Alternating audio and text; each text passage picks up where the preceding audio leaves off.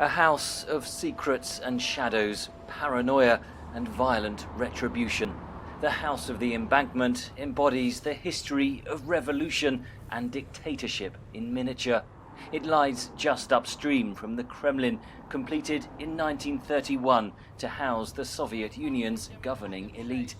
Inside one of the block's 500 apartments, Olga Trifonova runs the House of the Embankment Museum.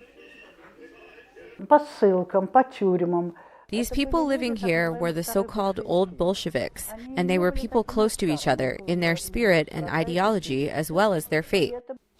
They enjoyed luxurious lifestyles, in-house theatres and cafeterias, libraries and sports halls.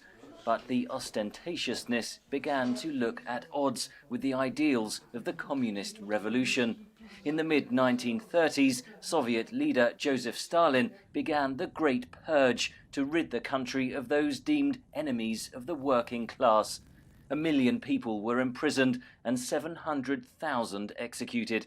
The residents of the House of the Embankment, once the elite of the revolution, were among the first in line.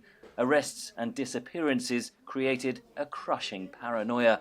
The residents of the house stopped paying visits to each other. One stopped having confidence in other people. 800 of the residents were arrested. Close to half were executed. Olga Trifonova's late husband, Yuri, grew up here. His father was arrested during the purges and never seen again, and his mother was sent to a gulag prison. In 1976, Yuri Trifonov wrote a best-selling book about his memories, which gave the apartment block its name. This is a story about the nature of fear, how fear mutilates a human for his entire life. Memories of that fear appear to be fading.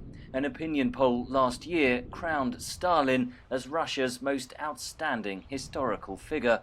The House of the Embankment is unlikely to be high on the list of the must-see sites for many World Cup visitors, but it still stands on the banks of the Moscow River as a monument to Stalin's brutality and still contains some of the most expensive property in Moscow. But finding buyers isn't easy.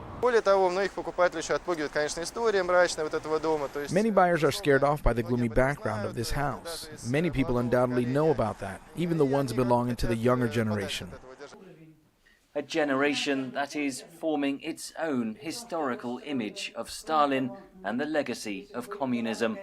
Henry Ridgwell for VOA News, Moscow.